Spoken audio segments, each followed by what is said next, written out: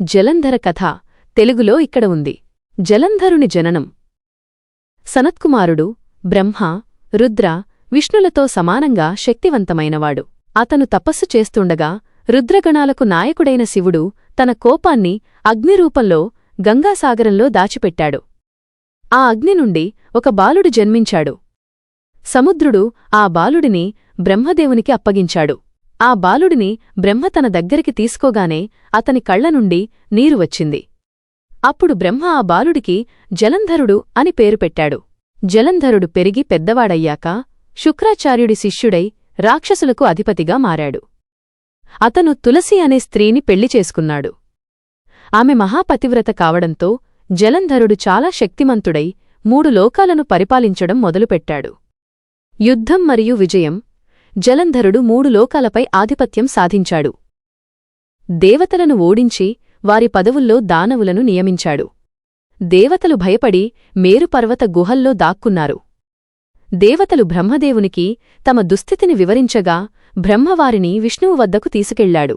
విష్ణువు మరియు తులసి జలంధరుని భార్య. తులసి పాతివ్రత్యం అతని శక్తికి కారణం. ఆమె పాతివ్రత్యం ఉన్నంతకాలం అతడిని ఎవరూ ఓడించలేరు.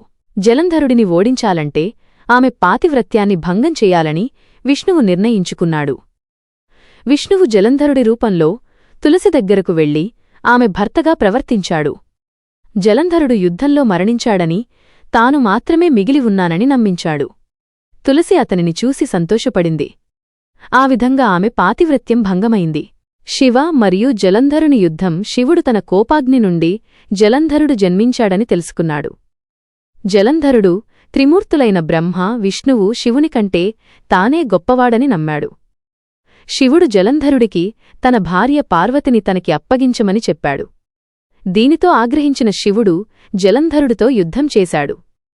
ఈ యుద్ధంలో శివుడు తన సుదర్శన చక్రాన్ని ప్రయోగించి జలంధరుడి శిరస్సును ఖండించాడు. తులసి శాపం. జలంధరుడు మరణించిన తర్వాత తులసికి విష్ణువు అసలు రూపం అర్థమైంది. ఆమె ఆగ్రహంతో విష్ణువును ఒక రాయిగా మారమని శపించింది. విష్ణువు ఆమెను ఊరడించి ఆమె పాతివ్రత్యానికి మెచ్చి ఆమెను ఒక పవిత్రమైన మొక్కగా మార్చాడు. దానికి తులసి అని పేరు పెట్టాడు. ఈ కారణంగా తులసి మొక్కను దేవతగా పూజిస్తారు.